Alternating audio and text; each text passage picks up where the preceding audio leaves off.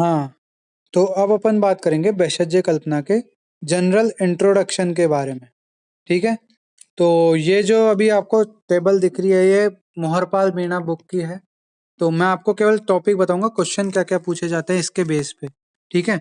आपको बाकी आपके पास हो सकता है किसी और राइटर की हो, सिद्धि नंदन मिश्र वगैरह हो, तो भी ये टॉपिक आप उनमें से छांट के और जो है वही याद करने की कोशिश करना। स्टार्टिंग में उनसे करना, बाद में जो है बाकी बचा कुचा सिलेबस जो है आपको कवर करना है, ठीक है? तो सबसे पहला आता है टॉपिक इसमें वैशज्य कल्पना का इतिहास वगैरह। तो इतिहास वगैरह में जो है सबसे कॉमन क्वेश्चन जो मैं आपको बता रहा हूँ जो पूछा जाता है 5 नंबर में, वो है औषध और भेषज में अंतर। बहुत कॉमन क्वेश्चन है और बहुत ज्यादा पूछा जाता है। अब ये जो क्वेश्चन है कई बार डायरेक्ट पूछ लिया जाता है 5 नंबर में कि औषध और भेषज में जो है अंतर बताइए, या फिर कई बार 10 या 15 नंबर के जो आपके यूनिवर्सिटी में क्वेश्चन आते हैं उनमें कैसे पूछा जाता है वो बताता हूँ। तो वहां पूछा जाता है कि भेषज्य कल्पना के आधारभूत सिद्धांतों का वर्णन कीजिए एवं औषध व भेषज में अंतर बताइए। समझ में आया क्वेश्चन? कि भेषज्य कल्पना के आधारभूत सिद्धांतों का वर्णन करते हुए औषध एवं भेषज में अंतर बताइए। तो वो 10 या 15 या 20 नंबर जैसा आपकी यूनिवर्सिटी है उसके अकॉर्डिंग जो है क्वेश्चन आ जाता है। व्युत्पत्ति, इतिहास, वैदिक काल, संहिता काल, रसशास्त्रीय काल, आधुनिक काल, इन पे क्वेश्चन इन जनरल नहीं बनते हैं, ठीक है? इन जनरल, बाकी बन भी सकते हैं, तो एक इनकी केवल रीडिंग मारना है बस, ज्यादा इनमें लोड नहीं लेना है। क्योंकि जितनी भी कास्ट औषधियां आपको पता है कि भाई शीतोपलादी चूर्ण चरक संहिता में वर्णित है, किसमें राज्यक्षमाधिकार रोगाधिकार में, ठीक है? ऐसे ही कई और योग है, पिंड तेल हो गया या फिर नारायण तेल हो गया, ठीक है? तक्रारिष्ट हो गया जिसका हर्ष और गृहिणी में जो है वर्णन किया गया है। तो ये सारे योग हैं जो उनका अलग अलग वर्णन आता है। पर मेन जो क्वेश्चन बनता है पहले चैप्टर से वो यही बनता है, औषध और भेषज में अंतर। दूसरा है, पूरा चैप्टर ही पूछ लेते हैं, वैशज्य कल्पना के आधारभूत सिद्धांत, जिसमें वैशज्य कल्पना की परिभाषा, अनुक्त और विशेषोक्त संग्रहण, औषध द्रव्य की विशिष्टता, पंचविध कषाय कल्पना का जनरल इंट्रोडक्शन, ठीक है? फिर इसके अलावा संस्कार, औषध योगों का नामकरण, और इसके अलावा जो है शुष्क एवं आर्द्रव्य संग्रहण, ग्राह्य नियम, द्रव्य गुण्य का सिद्धांत, ये सारे जो हैं वैशज्य कल्पना के आधारभूत सिद्धांत के पॉइंट्स हैं। औषध द्रव्य संग्रहण, नवीन एवं पुरातन द्रव्य ग्राह्य नियम, ठीक है? ये जो पॉइंट मैंने आपको लिखे रहे, अंडरलाइन किए ना, वैशज्य कल्पना के आधारभूत सिद्धांत में इन्हीं की डिटेल लिखनी है, ठीक है? अगर आपके क्वेश्चन पूछ ले कि वैशज्य कल्पना के आधारभूत सिद्धांत बताइए, तो आपको ये चीजें इसमें मेंशन करनी है आपको, और पॉइंट वाइज लिखोगे तो डेफिनेटली आपको 10 में से 8-9 नंबर बड़े आराम से देगा। 15 नंबर का आता है तो 10 या 12 या 13 नंबर तक आराम से देगा, कोई लोड नहीं है इस चीज का, ठीक है? तो आपको बस पॉइंट याद होने चाहिए कि हाँ भाई ये नियम है, ये जो है आपको लिखना है डिटेल इनकी, ठीक है? 2 नंबर में संस्कार की परिभाषा, ठीक है, ये पूछ लेता है। और 5 नंबर में अनुक्त या विशेषोक्त ग्रहण, कि अनुक्त या विशेषोक्त द्रव्य का ग्रहण के नियम जो हैं वो 5 नंबर में पूछा जाने वाला क्वेश्चन है। ये एक चीज हो गई, ठीक है? समझ में आ गया? अब मान, मान की परिभाषा जो है और मान के भेद, डेफिनेशन और भेद, ये दो नंबर में पूछे जाने वाले जो है क्वेश्चन है। कूड़ा पात्र 2 नंबर का फेमस क्वेश्चन है जो 2 नंबर में पूछा जाता है, ठीक है?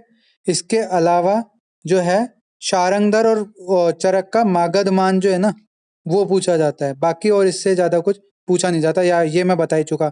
ये या तो सिद्धांत आधारभूत सिद्धांतों में पूछ लेते हैं या अलग से शुष्क एवं आर्द्र द्रव्य संग्रहण का नियम पूछ लिया, औषध द्रव्य संग्रहण की विधि पूछ ली, ठीक है? तो ये अलग से पूछे जाने वाले टॉपिक्स हैं।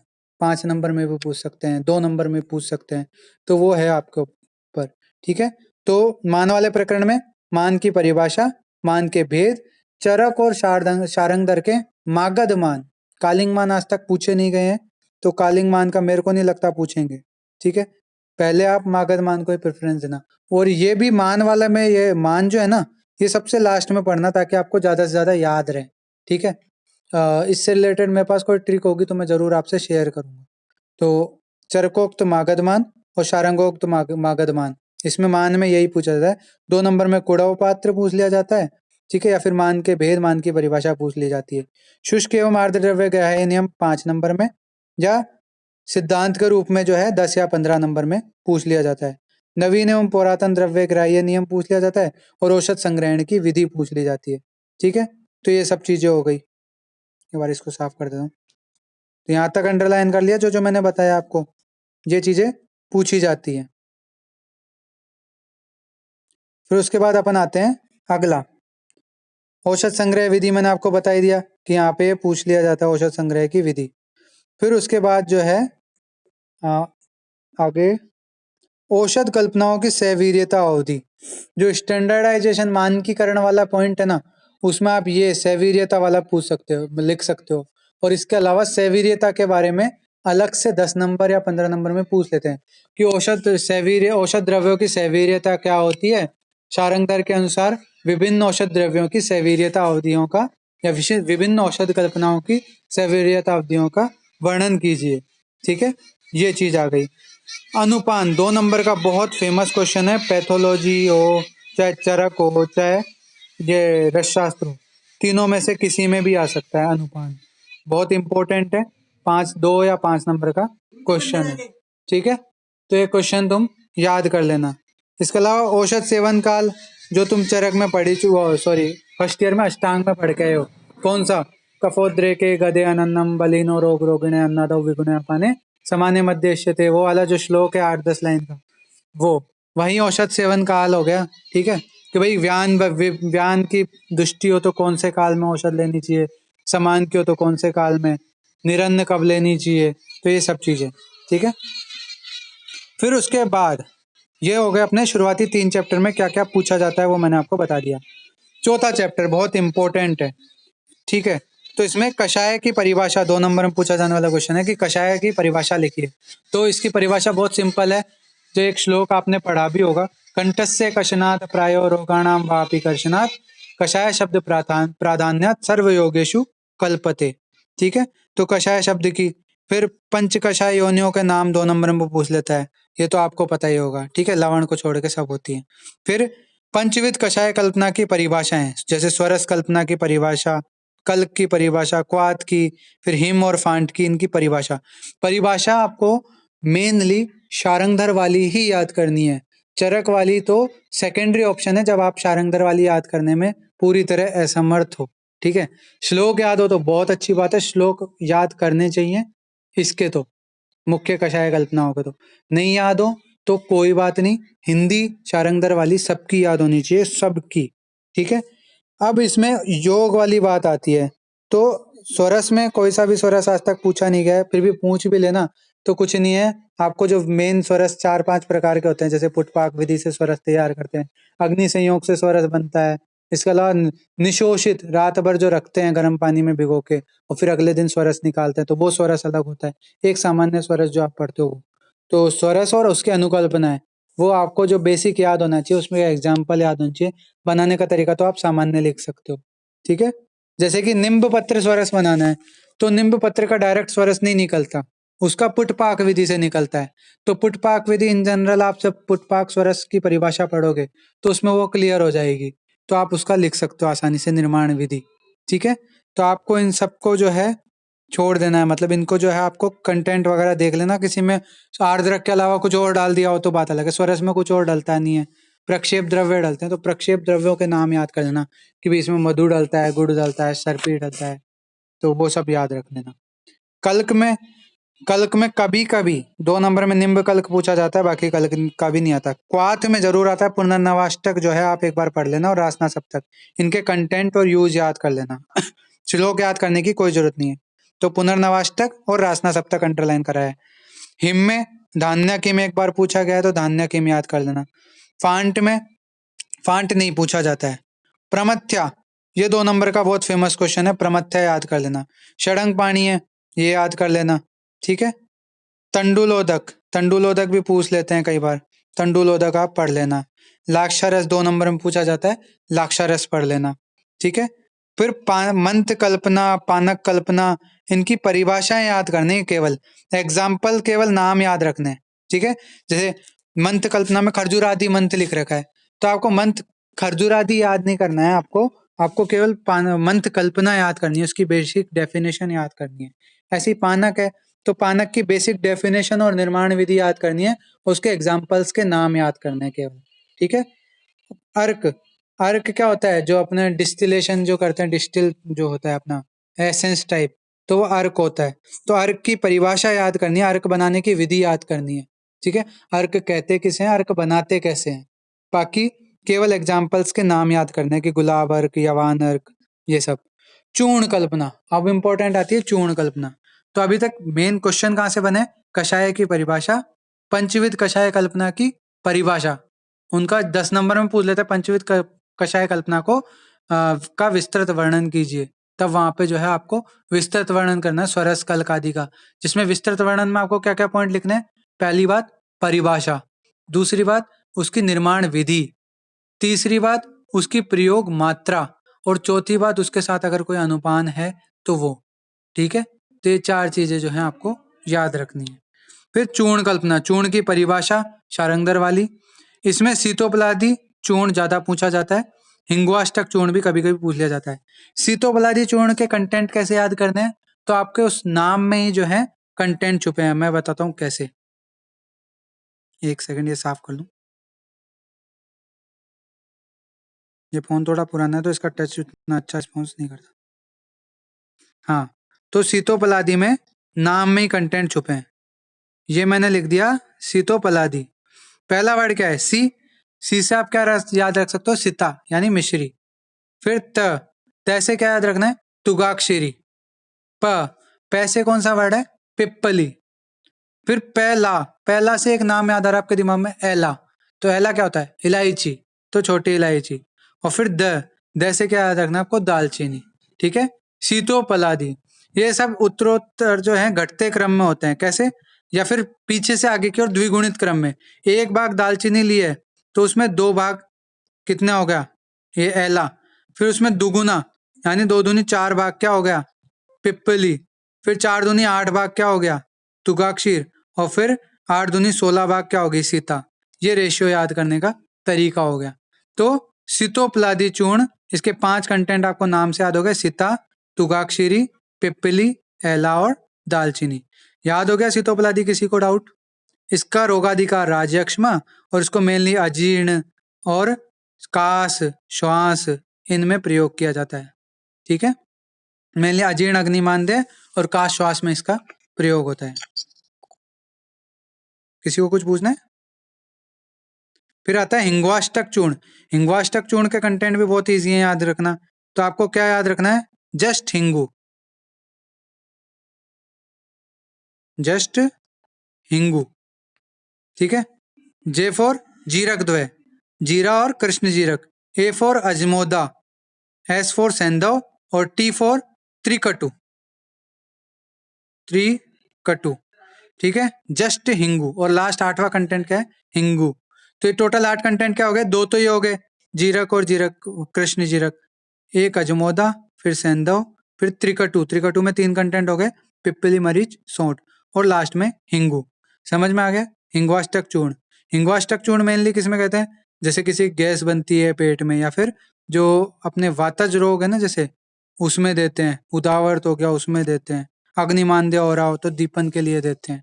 तो ये हिंगवाष्टक चूर्ण। हिंगवाष्टक चूर्ण की प्रयोग विधि पूछ लेते हैं 2 नंबर में, हिंगवाष्टक चूर्ण को कैसे प्रयोग करना चाहिए, तो प्रथम कवल भुक्तम, यानी जो पहला निवाला खाते हो उसमें ही एक हिंगवाष्टक चूर्ण मिला के और निवाले के साथ खा जाना चाहिए, ठीक है। तो ये हिंगवाष्टक चूर्ण हो गया। फिर जो है अविपत्तिकर चूर्ण, इन जनरल पूछा तो नहीं गया आप कभी, लेकिन फिर भी अगर पूछ ले तो इसके कंटेंट और ये सब आप याद रख लेना, ठीक है। रस क्रिया और अवलेह, इन दोनों में डिफरेंस जो है 5 नंबर में पूछा गया है कई बार। तो रस क्रिया और अवलेह में क्या डिफरेंस है वो आपको पढ़ के जाना है, जो भी डिफरेंस है तो वो आपको याद होना चाहिए, 5 नंबर में पूछा जाने वाला क्वेश्चन है। फिर जो अगला क्वेश्चन है अवलेह कल्पना के ऊपर। अवलेह कल्पना पे इन जनरल 5 नंबर से बड़ा क्वेश्चन आता नहीं है, कभी कभी जो है 10 नंबर में पूछ लिया जाता है, ठीक है। वो कैसे पूछा जाता है कि उसमें वासावलेह या व्याघ्री हरितकी में से कोई एक अवलेह और पूछा जाता है, कि अवलेह कल्पना का वर्णन करते हुए अवलेह सिद्धि के लक्षणों का वर्णन करना, और जो है वासावलेह के घटक द्रव्य एवं मात्रा का वर्णन करो। इस तरह से जो है क्वेश्चन बनता है पार्ट्स में। कैसे, अवलेह कल्पना किसे कहते हैं, अवलेह सिद्धि के लक्षणों का वर्णन कीजिए, वासा अवलेह के घटक द्रव्य, उसकी मात्रा एवं उसके आमे प्रयोग लिखिए। इस तरह से जो है आपको क्वेश्चन पूछा जाएगा, तो घबराना नहीं है, बस आंसर आराम से करना है। ठीक है, निर्माण विधि अगर पूछ ले तो इन जनरल उस योग की या उस कल्पना की निर्माण विधि है, उसके अकॉर्डिंग आप लिख देना बेझिझक।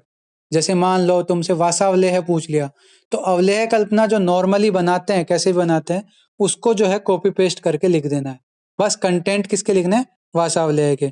ऐसे ही मान लो तुमसे व्याघ्र या च्यवनप्राश अवलेह पूछ लिया, तो कंटेंट च्यवनप्राश के लिखना है, विधि किसकी लिखनी है, इन जनरल जो विधि चलती है वो। ठीक है, कोई दिक्कत नहीं है, कोई विधि वगैरह ऐसे देखता नहीं है, बस कंटेंट याद होने चाहिए आपको। उसके जो है रोग, किस रोग में उसको प्रयोग करना है, उसकी मात्रा, ये चीजें याद होनी चाहिए। ठीक है, फिर उसके बाद जो है ये खंड वगैरह जो है, मणिभद्र अवलेह, ये सब आप रीडिंग मार लेना, कोई दिक्कत नहीं है। शारकर कल्पना, इसकी परिभाषा याद कर लेना, निर्माण विधि जनरल वाली वो याद कर लेना। ठीक है, शीरपाक, ये एक इंपॉर्टेंट क्वेश्चन है, 5 नंबर या 10 नंबर में पूछा जाता है। शीरपाक विधि का वर्णन करो, और अर्जुन शीरपाक या रसोन शीरपाक जो है कई बार पूछ लिए जाते हैं। ठीक है, तो शीरपाक में मेनली आपको विधि याद करनी है, जनरल विधि, और शीरपाक कहते किसे हैं। गुग्गुलू कल्पना मोस्ट इंपोर्टेंट। ठीक है, एक तो गुग्गुलू कल्पना हो गई, एक संधान कल्पना हो गई, और एक स्नेह कल्पना। इन तीन में से दो चीजों का कॉम्बो बना के कई बार पूछ लेते हैं। कई बार आपसे पूछ लेते हैं गुग्गुलू कल्पना, एक 10 नंबर में पूछ ली, और उधर जो है आपके स्नेह वाली जो कल्पना है वो 10 नंबर में पूछ लेते हैं। या फिर एक तरफ तो आपसे स्नेह कल्पना और एक तरफ संधान कल्पना, दोनों एक साथ दे दिए। या फिर कई बार तीनों चीजें एक साथ पूछ लेते हैं। 5 नंबर में गुग्गुलू के दे देते हैं कि कैशोर गुग्गुलू का या सिंगनाथ गुग्गुलू का वर्णन करो, और 10 नंबर में स्नेह और संधान कल्पना पूछ ली। या फिर इसका उल्टा भी हो सकता है, भाई संधान कल्पना 5 नंबर में दे दी, स्नेह कल्पना और गुग्गुलू 10 नंबर में या 15 नंबर में दे दिए। तो इस तरह से बदलता रहता है। इसमें मेनली सिंगनाथ गुग्गुलू और कैशोर गुग्गुलू ये ज्यादा पूछे गए हैं। ठीक है, सिंगनाथ और कैशोर गुग्गुलू। फिर आती है वटिका कल्पना, तो चित्रकादि वटी बहुत इंपॉर्टेंट है, बहुत ज्यादा पूछा हुआ क्वेश्चन है। चित्रकादि वटी के कंटेंट बहुत पूछे गए हैं, तो चित्रकादि वटी पढ़ लेना, अच्छी तरह से पढ़ के जानी है। ठीक है, फिर लवंगादि वटी और संजीवनी वटी, ये इन जनरल पूछते नहीं है। संजीवनी फिर भी पढ़ लेना, क्योंकि संजीवनी आपको जो है प्रैक्टिकल लाइफ में बहुत इंपॉर्टेंट है, और पेपर में भी कई बार पूछ ली जाती है। चित्रकादि वटी तो बहुत बार आई हुई है क्वेश्चन है, तो वो तो पढ़नी ही है। चंद्रोदया वर्ती, वर्ती कल्पना जनरल जो है परिभाषा और उसकी जनरल निर्माण विधि याद कर लेना, और चंद्रोदया वर्ती देख लेना, वो पूछी हुई है। 2 नंबर में चंद्रोदया वर्ती पूछी गई है, 5 नंबर में भी पूछी गई है, तो वो उस हिसाब से आप देख लेना। टैबलेट कैप्सूल ये ज्यादा पूछे नहीं गए। मसी कल्पना, मसी कल्पना जो है पूछी गई है, 5 नंबर में भी पूछी गई है, 2 नंबर में पूछी गई है। तो मसी कल्पना की परिभाषा, उसकी निर्माण विधि आपको अच्छे से याद रखनी है। ठीक है, त्रिफला मसी, मयूर पिच मसी, इनके कंटेंट और यूजेस और मात्रा ये याद रखनी है आपको, बस ज्यादा कुछ याद नहीं करना है, श्लोक वगैरह पे नहीं जाना है। लवण कल्पना, लवण कल्पना वही है, परिभाषा, निर्माण विधि और मात्रा, इसका याद रखना है। और जो इसके एग्जाम्पल दे रखा है जैसे नारिकेल लवण, उसके कंटेंट याद होने चाहिए। ठीक है, फिर आती है क्षार कल्पना। क्षार कल्पना के साथ भी यही सीन है, परिभाषा और निर्माण विधि जनरल वाली याद करनी है आपको, और जो है उसके एग्जाम्पल्स के नाम याद रखने हैं, बस अपामार क्षार हो गया, स्नोई क्षार हो गया, ये सब। क्षार सूत्र निर्माण की विधि, ये 5 नंबर में पूछा जाता है, कई बार कम ही पूछा गया है, बट आने के चांसेस रहते हैं इसके। तो ये क्षार सूत्र निर्माण की विधि पढ़ के जाना। ठीक है, वैसे तो आप जो है क्षार वाला जो रसशास्त्र में मैंने अभी आपको पढ़ा दिया जो टॉपिक, वो विधियां भी आप लिख सकते हो। ठीक है, जो 4 क्षार बताते हैं, सूर्य क्षार, टंकण क्षार और ये सब, इनकी जो जनरल विधि देखी थी अपन ने, वो जो है आप देख लेना। ठीक है, तो ये अपना क्षार सूत्र हो गया। तो इस तरह से चतुर्थ चैप्टर भी अपना कंप्लीट होता है। इसमें अपने क्या क्या पढ़ना है मैंने आपको अच्छे से बता दिया। किसी को कोई डाउट हो अभी तक तो पूछ सकता है, नहीं हो तो मैं आगे बढ़ूं। किसी को कोई डाउट? दिव्या, ईमानी क्लियर है ना अभी तक? ठीक है, अब यंत्र उपकरण की बात करते हैं। इस पे 5 नंबर का या 2 नंबर का क्वेश्चन आता है। 2 नंबर में वो पूछ लेते हैं कोई दो उपयोग बताइए। ठीक है। तो सभी यंत्रों का आपको उपयोग पता होना चाहिए। अब टैबलेट मेकिंग मशीन है, नाम से पता लग रहा है टैबलेट बनाने का काम आता है। टैबलेट की जो है वो अपनी कठोरता जो है, हार्डनेस, उसको चेक करने का काम आता है। ठीक है। ऐसे ही मेन जो बड़े क्वेश्चन बनते हैं वो बनते हैं एंड रनर मिल। इसका क्वेश्चन पूछा गया है एंड रनर मिल, डिसइंटीग्रेटर। ठीक है। इन दो का जो है मेनली क्वेश्चन पूछे गए हैं। बाकी तो है इतने पल्वराइजर है। बस ये तीन जो है आपको ढंग से पढ़ने हैं, इन पे क्वेश्चन बहुत आए हुए हैं 5 नंबर में। ठीक है। फिर अगला आता है स्नेह कल्पना अध्याय। इसमें बहुत इंपॉर्टेंट है, ये पूरा चैप्टर इंपॉर्टेंट है। बस एग्जाम्पल आपको कौन कौन से याद रखने हैं मैं वो बता देता हूँ। तो वो आपको याद रखने हैं। एक तो मूर्छन वाला पार्ट, इसमें 2 नंबर में पूछा गया है और 5 नंबर में पूछा गया है स्नेह का मूर्छन क्यों करते हैं। मूर्छन करने का जो कारण है वो पूछा गया है। ठीक है। तो वो आप एक बार देखना है आपको कि भाई मूर्छन क्यों करते हैं। दूसरी बात ये कि इसमें एग्जाम्पल के नाम पे जात्यादि ग्रत पूछा गया है। ठीक है। और जो है अणु तेल पूछा जाता है और ब्राह्मी ग्रत। ये 3 योग जो है आपको इनकी डिटेल अच्छे से याद रखनी है। ठीक है। अब यहाँ पे मूर्छन का एक क्वेश्चन आता है जो मैंने आपसे भी पूछा था, मूर्छन क्यों करते हैं। तो मूर्छन करने की जरूरत इसलिए होती है कि तेल जो है वो स्मेल मारता है थोड़े टाइम में। अगर जब तक मूर्छन का किया हुआ तेल होगा ना तो उसमें स्मेल नहीं आती है, उसकी जो स्पेसिफिक गंध है वो नहीं आती है। अगर आपने मूर्छन नहीं किया होगा तो थोड़े टाइम में वो जो आपका स्नेह योग है, चाहे वो अणु तेल हो, चाहे नारायण तेल हो, चाहे कुछ हो, उसमें जो आपने तेल काम में लिया, चाहे वो तिल तेल हो, चाहे सरसप तेल हो, उसकी अलग स्मेल आने लग जाएगी। और दूसरी बात, वो जल्दी खराब भी होगा, उसकी एक्सपायरी भी उतनी ही, उसकी एक्सपायरी डेट उतनी ही कम हो जाएगी। तो इसलिए जो है मूर्छन करना चाहिए। बाकी आप जो है बुक में पढ़ ही लोगे या मैं पढ़ाऊंगा जब हो गई अपनी बात। ठीक है इस बारे में। तो ये स्नेह सिद्धि के लक्षण 2 नंबर का एक बहुत फेमस क्वेश्चन है, बहुत ज्यादा पूछा जाने वाला। स्नेह सिद्धि के लक्षण बहुत इंपॉर्टेंट है। ठीक है। तो ये चीज आप याद रखना, बहुत जरूरी चीज है, ये बहुत ज्यादा पूछा जाने वाला क्वेश्चन है। ठीक है। और जो स्नेह कल्पना तैयार करने की जो जनरल विधि है ना, वो आपको आनी चाहिए कि भाई इसमें स्नेह कितना लिया है, 1 भाग। औषध कितना लिया है, औषध 1/4 ली है। और जो जल या फिर क्वाथ वगैरह काम में ले रहे हैं वो 4 पार्ट, यानी 1 भाग अगर आपने औषध लिए तो 4 भाग उसमें स्नेह है और 16 भाग उसमें जल या क्वाथ स्वरस आदि जो है मिक्स करने हैं। तो इस तरह से जो है निर्माण करते हैं। तो स्नेह कल्पना हो गई। फिर अगली आती है संधान कल्पना। तो मैंने आपको एग्जाम्पल में बता ही दिया था कि नारायण तेल, जात्यादि घृत और दशमूल घृत जो है जनरली पूछे जाते हैं।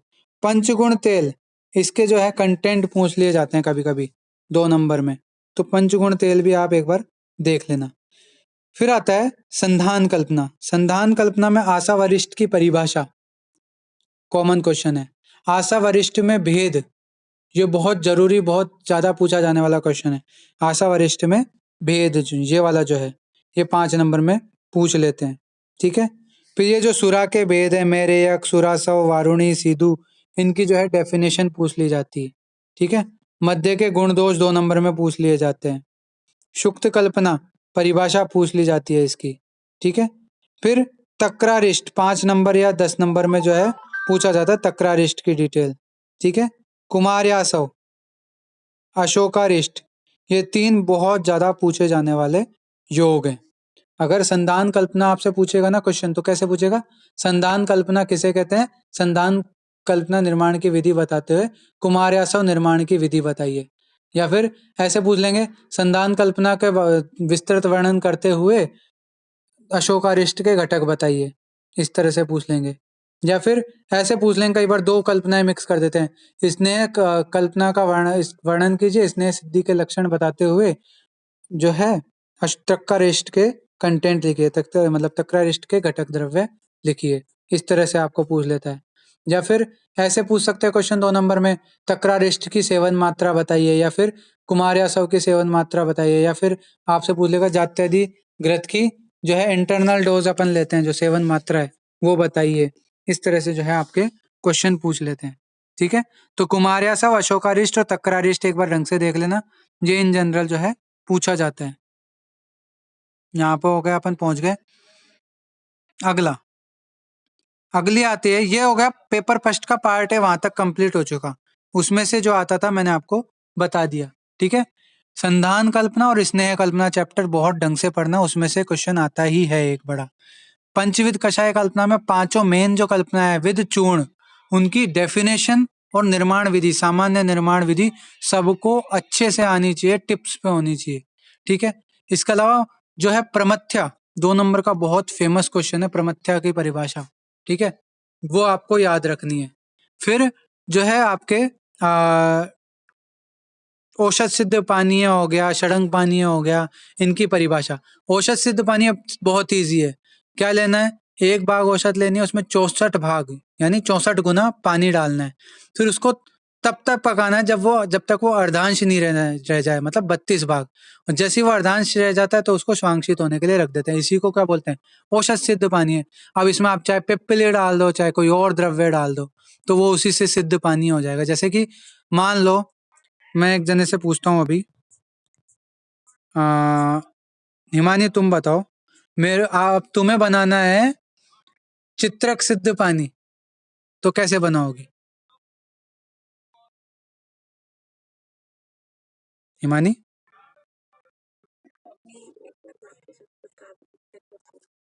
अच्छा कौन बताएगा, मैंने एग्जांपल बता दिया, चित्रक सिद्ध पानी है बताना आपको, मान लो, तो क्या करना है?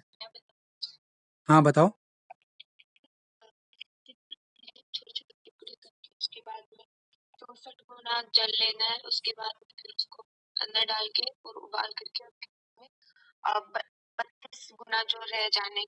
अर्धांश शेष रह जाने पर, हाँ, तो उसको उतार लेंगे, फिर उसको छान के प्रयोग कर लो, वो औषध, वो चित्रक सिद्ध पानी हो गया, एग्जाम्पल के लिए बताया है मैंने, ठीक है। तो ये औषध सिद्ध पानी है। अच्छा षडंग पानी है, वो भी औषध सिद्ध पानी है, बस उसमें कंटेंट जो लेते हैं वो 6 होते हैं। कौन कौन से षडंग पानी है, किसी को याद है? बोलो। बस यही है, आपको कंटेंट याद होना चाहिए। तो इस ये भी षडंग औषध सिद्ध पानी है, षडंग पानी है जो है वो भी औषध सिद्ध पानी है, बस उसमें कंटेंट दे रखे हैं, ठीक है। तो वो याद रखना है आपको। बस ये अपना हो गया पेपर फर्स्ट का और पेपर सेकंड का पार्ट है। अब बात करते हैं पेपर सेकंड के पार्ट बी की। तो आपने जब अष्टांग हृदय पढ़ी होगी, पंचकर्म भी पढ़ा होगा, तो पंचकर्म के बाद एक संसर्जन क्रम होता है। संसर्जन क्रम में अपन क्या लेते हैं, पेया, विलेपी, यूष और मांसरस, ठीक है। तो वही चीजें यहाँ पर डिटेल में अपन पढ़ते हैं। जैसे कृतान्न की परिभाषा हो गई, पत्या पत्य पालन हो गया, यवागु मंड, ठीक है, वाट्य मंड, लाज मंड, पेया, विलेपी, अन्न कल्पना, भक्त कल्पना, ओदन, ये सारी चीजें आती है। अब इससे रिलेटेड एक बहुत इजी सा श्लोक आता है, वो क्या आता है, अन्न विलेपी मंड यवागु 5, 4, 14, 6 लागू, ठीक है। क्या श्लोक है, अन्न विलेपी मंड यवागु 5, 4, 14, 6 लागू। आप बोलो सारे एक साथ, जितने भी आप बोल सकते हो लाइव। अन्न विलेपी मंड यवागु 5, 4, 14, 6 लागू। इसमें क्या बता रखे, जल की मात्रा बता रखी है। जैसे कि अन्न कल्पना है, तो अन्न कल्पना के नीचे क्या है, 5, मतलब अन्न कल्पना बनाते वक्त जो है 5 गुना पानी काम में लेना है। विलेपी, विलेपी में कितना काम में लेंगे, 5, 4, तो 4 गुना पानी विलेपी में आएगा।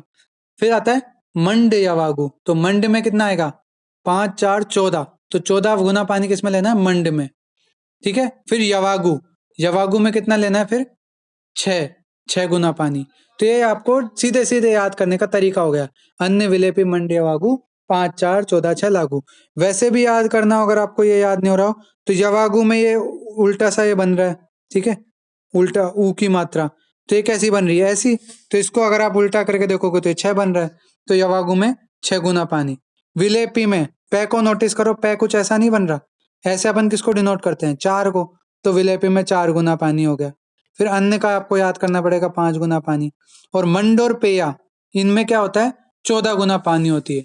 अब इनमें डिफरेंस बताता हूँ, पेया क्या होती है, पेया क्या होता है, एक नाम से पता लग रहा है पीने योग्य जो, तो मतलब मंड रहित, सिक्तिर विरहित द्रव्य होता है पेया, यानी उसमें चावलों को सब छान के जो है, सॉरी मांड की बता रहा हूँ पहले मैं, चावल को छान के जो अपन यूज करते हैं, वो जो होता है ना चावल का पानी, उसको अपन बोलते हैं मांड। ठीक है, इसके लिए क्या करते हैं, चावल लेते हैं एक बार, 14 गुना उसमें पानी डालते हैं, फिर उसको अच्छी प्रकार से पका लेते हैं। फिर उसके बाद क्या करते हैं, उस चावल को छान लेते हैं अच्छी तरह।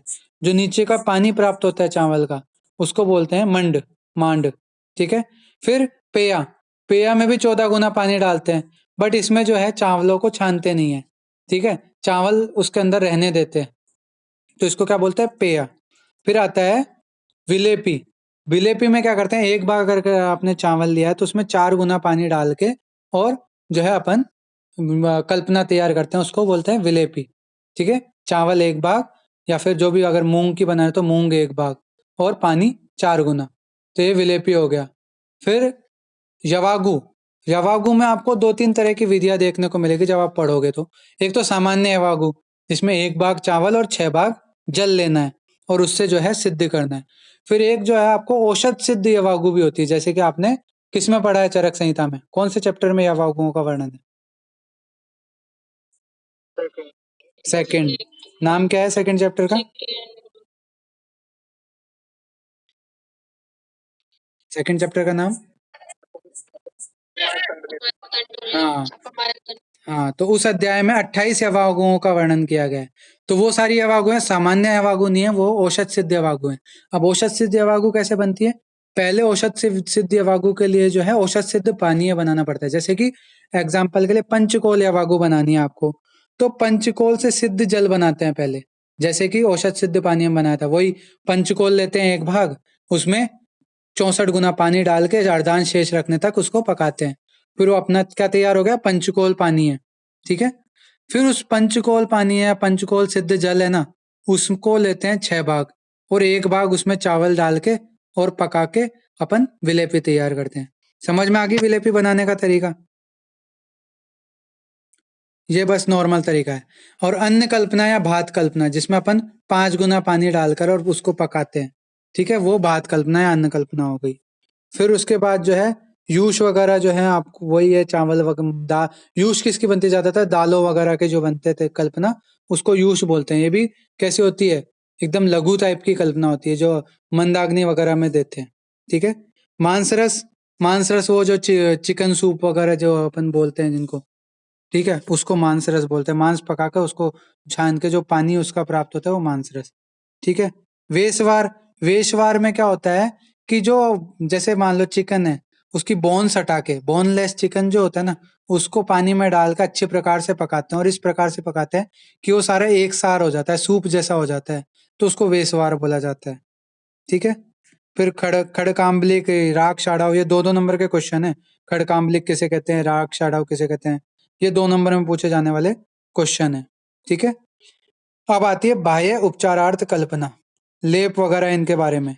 ठीक है, तो लेप की परिभाषा, पर्याय, भेद, ये जनरल 2-2 नंबर, 5 नंबर में पूछने वाले क्वेश्चन है। सर्ज रस मलहर, यह आपको याद करना है, 5 नंबर में पूछा जाने वाला क्वेश्चन है। सिक्त तेल, ये भी पुराने पेपर्स में आया हुआ क्वेश्चन है। ठीक है, लेकिन ये 2015, 16, 14 इस टाइम पे आया करता था सिक्त तेल। अभी आता है नहीं, अभी इन जनरल देखने को नहीं मिलता। फिर भी चांसेस तो हैं। ये सब प्रोबेबिलिटी बेस बता रहा हूं मैं, ऐसा नहीं है कि आपको पेपर ही लीक कर रहा हूँ कि भाई यही आएगा। इन जनरल इन क्वेश्चन के आने के चांसेस होते हैं। योगों में कौन कौन से आते हैं, मेनली वो चीज है। तो सर्जरस मलहर और सिक्त तेल निर्माण, ये जो है आते हैं। मलहर निर्माण की जो सामान्य विधि है, मलहर किसे कहते हैं, निर्माण कैसे करते हैं, वो आपको पढ़ना है। शतदोत और सहस्त्र दोत कृत में अंतर, ये पूछा जाने वाला क्वेश्चन है। ठीक है, उपनाह की परिभाषा 2 नंबर का क्वेश्चन है, ये पूछा जाता है। फिर ये जो cream, paste, jelly, lotion, in general इनके क्वेश्चन नहीं पूछे जाते, कभी कभी पूछे जाते, तो इन सब की डेफिनेशन, मतलब 10-10, 5-7 लाइन का जो है आप इंट्रोडक्शन इनका याद करके जाना कि क्रीम किसे कहते हैं, जेली किसे कहते हैं। ठीक है, इसके अलावा ऑइंटमेंट्स किसे कहते हैं, लिनीमेंट्स किसे कहते हैं। तो ये सब जो है बेसिक छोटे छोटे डिफरेंसेस हैं इनमें, तो आप इनकी जो है डेफिनेशन अच्छे से याद कर लेना। ठीक है, और कुछ ज्यादा इसमें याद करने लायक है नहीं। एक सेकंड, समझ में तो आ रहा है ना आपको तैयारी कैसे करनी है? दिव्या, हिमानी, तुम्हारी एग्जाम आने वाली है, इसलिए एक क्लास रखी है मैंने। अब आते हैं अपने नेत्रोपचारार्थ कल्पना पे। मतलब जो नेत्र से रिलेटेड जो 5-7 क्रियाएं हैं उनकी अपन डिटेल में बात करेंगे। इसके अलावा जो पंचकर्म से पहले पंचकर्म और उसके अतिरिक्त जो प्रोसीजर यूज करते हैं, पूरे पंचकर्म तो नहीं लेकिन जैसे बस्ती है उसका अपन प्रयोग करते हैं। उसके अलावा जो साइड शोधन के लिए जो चीजें हैं, जैसे कि नेत्र के शोधन के लिए 4-5-7 चीजें हैं, जैसे सेक करना, ठीक है, आश्चोतन यानी आई ड्रॉप्स वगैरह डालना, पिंडी, विडालक, तर्पण, पुटपाक और अंजन, ये 7 विधियां हैं जिससे नेत्र की चिकित्सा की जाती है। ठीक है। चंद्रोदय वर्ती मैंने आपको बता दिया है, पूछा जाने वाला क्वेश्चन है। रस क्रियांजन, रसांजन यानी, ये पूछा जाने वाला क्वेश्चन है। ठीक है। फिर शलाका जो है अंजन की, उसकी प्रमाण 2 नंबर में पूछ लिया जाता है। नस्य के भेद 2 नंबर का बहुत फेमस क्वेश्चन है, वो पूछ लिया जाता है। ठीक है। इसके अलावा मर्श प्रतिमर्श नस्य की मात्रा पूछ ली जाती है। ठीक है। धूमपान के भेद, धूम नेत्र की लंबाई, धूमपान के काल, ठीक है, ये पूछे जाने वाले क्वेश्चन है। गंडूश और कवल में भेद, ठीक है, गंडूश और कवल में भेद 5 नंबर में पूछा जाने वाला कॉमन क्वेश्चन है। गंडूश और कवल में क्या भेद है। ठीक है। प्रतिसारण 2 नंबर में परिभाषा पूछ लेते हैं बस। और इसके अलावा जो बस्ती कल्पना है वो पूरा बड़ा क्वेश्चन आता है उससे रिलेटेड, कि बस्ती कैसे कहते हैं, कहते किसे हैं, बस्ती की परिभाषा, बस्ती के भेद, ठीक है, उनके उपयोग वगैरह जो हैं वो डिटेल में पूछ लिए जाते हैं। ठीक है। तो बस्ती वाला टॉपिक, बस्ती की प्रधानता 2 नंबर में पूछा जाने वाला क्वेश्चन है। बस्ती की मात्रा वगैरह हो गई, ठीक है, ये जो है पूछे जाने वाले क्वेश्चन है। फिर काल, मात्रा, योग, बस्ती, ये तीनों जो है बस्तियां आप याद रख लेना। काल, मात्रा, योग, बस्ती, इनमें कितनी बस्तियां देते हैं, किस क्रम में देते हैं, वो आपको याद रखनी है। फिर जो अनुवासन बस्ती, आस्थापन बस्ती और उत्तर बस्ती के जो गुण वगैरह हैं वो पूछ लेते हैं। उत्तर बस्ती का क्वेश्चन 5 या 10 नंबर में अकेला पूछ लेते हैं कि उत्तर बस्ती कहते किसे हैं, उत्तर बस्ती के जो है मात्रा, प्रमाण, इनके बारे में जो है डिटेल में पूछ लेते हैं। तो ये अपना हो गया नेत्रोपचारार्थ कल्पना वाला टॉपिक, जिससे क्या क्या पूछा जाता है ये मैंने आपको बता दिया। फिर स्टैंडर्डाइजेशन का बहुत कॉमन क्वेश्चन है, इन जनरल ये आता ही है। एक बड़ा क्वेश्चन इसका आता है, मानकीकरण पूछ ले चाहे डीसीए पूछ ले, दोनों में से एक क्वेश्चन इसका बनता है। तो ये चीज आप याद रख लेना। फिर ये जो मॉडर्न वाला जो एक्सपेक्ट है, ठीक है, इसमें से इन जनरल पूछा नहीं जाता है। ये जो मॉडर्न वाले जो हैं ऐश वगैरह की एग्जामिनेशन वगैरह हैं, ये इन जनरल पूछे नहीं जाते हैं। फिर भी एक इसकी रीडिंग मारना चाहो तो मार लेना, लेकिन सबसे लास्ट रखना है इसको। क्यों? क्योंकि इन 5-10 नंबर के लिए आप अपने 90 नंबर खराब करो तो वो बेवकूफ़ी मानता हूं मैं। इन जनरल इनसे जो है क्वेश्चन नहीं पूछा जाता। पूछा भी जाता है ना तो प्रोटीन का जो टेस्ट है वो पूछ लिए जाते हैं। ठीक है। या ऐश के लिए जो बेसिक टेस्ट जो मैंने आपको रसशास्त्र में बताए थे ना, वो भस्म की परीक्षाएं बेसिक मॉडर्न वाली, वही आपको लिखनी होती है इसकी जनरल एग्जामिनेशन में। ठीक है। तो वो आपको याद होनी चाहिए। बाकी ये इनमें से ज्यादातर पूछा नहीं जाता। शुगर, प्रोटीन और कार्बोहाइड्रेट के एक आध टेस्ट हैं, वो आप इसमें देख सकते हो। ठीक है। यह आप याद रखना। इसमें से क्वेश्चन आप इसको टाइम वेस्ट बिल्कुल मत करना। जिनकी अभी 5-7 दिन में एग्जाम है ना, वो इसको सबसे लास्ट में देखना जब आपने बाकी सब कर लिए हो चैप्टर। शुरुआती जो 10 चैप्टर है ना बैशज्य के, वो जब आप पूरे कर लो तो 11वें चैप्टर के ऊपर नजर डालना। उसमें भी सबसे पहले मानकीकरण पढ़ना है, फिर ड्रग एंड कॉस्मेटिक एक्ट, जो अगला पॉइंट यहाँ पे लिख रखा है, औषध एवं प्रसाधन अधिनियम, ये, ठीक है। तो ये आपको जो है, और ये डिसोल्यूशन और डिसइंटीग्रेशन टेस्ट, ये चीजें, ये 4 पॉइंट जो है पहले आपको ये पढ़ने हैं। उसके बाद जाके आप वो पिछले पेज वाले पॉइंट देखना, नहीं तो नहीं देखने हैं वो। फिर कर रहा हूँ, जिनके एग्जाम आ रही है इस पे टाइम वेस्ट फिलहाल मत करना। पहले बाकी सब जब आपका कवर हो जाए ना, उसके बाद ये चीज आप देखना। ठीक है। 5 नंबर के लिए अपने 90 नंबर 95 नंबर खराब बिल्कुल करने की जरूरत नहीं है। समझ में आ गया?